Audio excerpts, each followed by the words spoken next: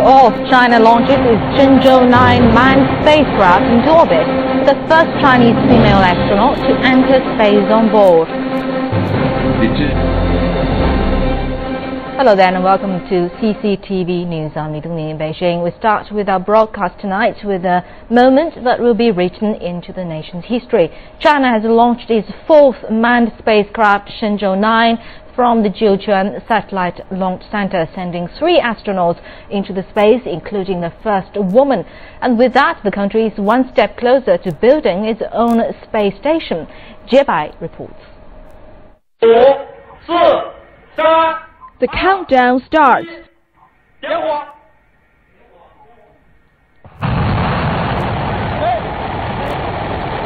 The spacecraft lifts off, roaring high into the sky. Back at the Aerospace Command and Control Center in Beijing, staff haven't yet relaxed. They are busy tracking the spacecraft, checking everything is working as planned. 3 minutes after takeoff, the escape capsule is detached, thrust separate, first stage engine breaks apart, and main engine powers, lifting the spacecraft deeper into space. And after 20 minutes of tracking,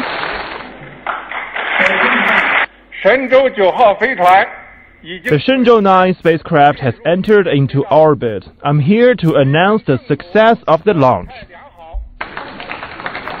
Staff cheer in relief, but more challenges lie ahead. The 3 astronauts on board will be in space 16 days. Their main mission, conducting a manual docking between the spacecraft and orbiting Space Lab module Tiangong 1. They will also work and live in a module. China will launch Shenzhou 10 next year to perform further missions before setting up its first space lab in 2016. Jie Bai, CCTV. President Hu Jintao has sent congratulations on the successful launch of the Shenzhou 9 spacecraft.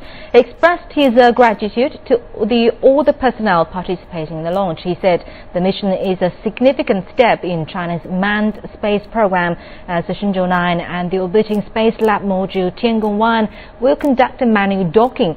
President Hu encouraged everyone in the program to carefully conduct the mission and to achieve the success of China's first manned docking mission. And 585 seconds is all it takes for the Long March 2 Web carrier to send Shenzhou 9 into its orbit. And in that short period of time, the rocket will go through many complex operations, and in every single stage lies potential hazards. In the short astronomic history of mankind, unfortunate events cost several lives of those on board the spacecraft, most occurring during the first 160 seconds after launch. This time, Shenzhou 9's launch is different from all other rocket launches in Chinese astronomical history. 3 astronauts are on board. Cautiousness has then become even more vital. Safety in every step during a rocket launch is critical. For example, during the ignition stage, all 8 engines must be fired up.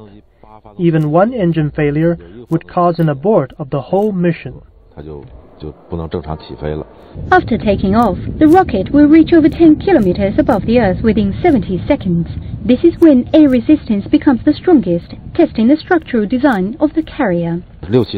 At around 60 to 70 seconds after takeoff, the aerodynamic forces on the rocket are the strongest. The vibration of the rocket reaches the highest as a result. This is the moment the design and structure of the rocket face the most severe test. 120 seconds after takeoff, the Shenzhou 9 will start its separation process.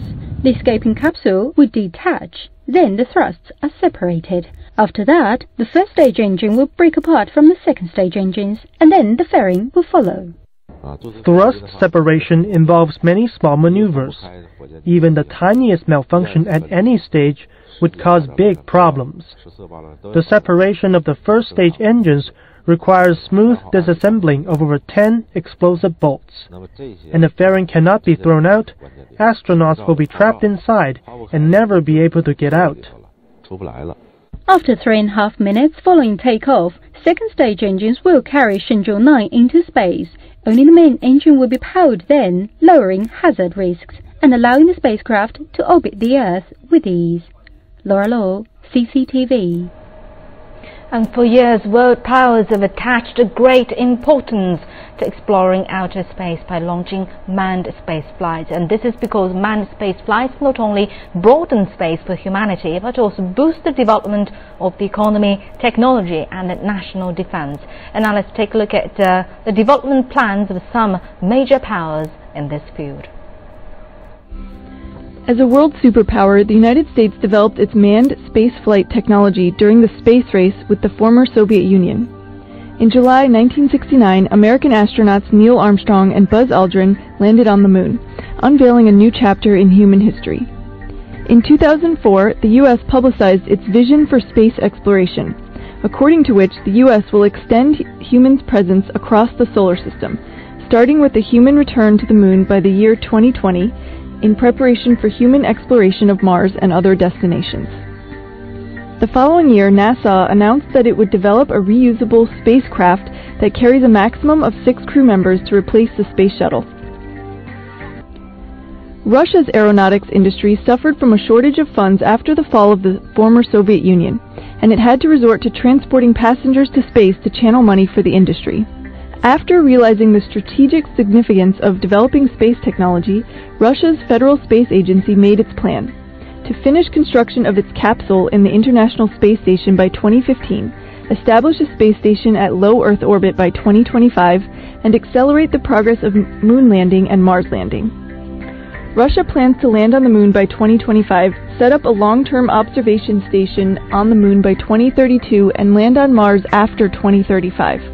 In Europe, back in the 1990s, the European Space Agency attempted to improve its manned spaceflight technology by participating in the International Space Station program.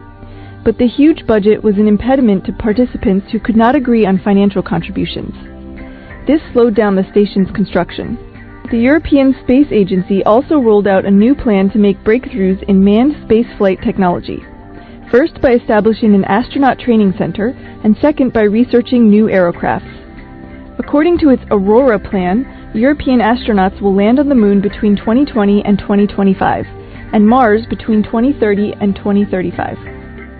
Japan has been actively involved in manned spaceflights with the help of the United States. Its astronauts have entered space with U.S. shuttles since 1992.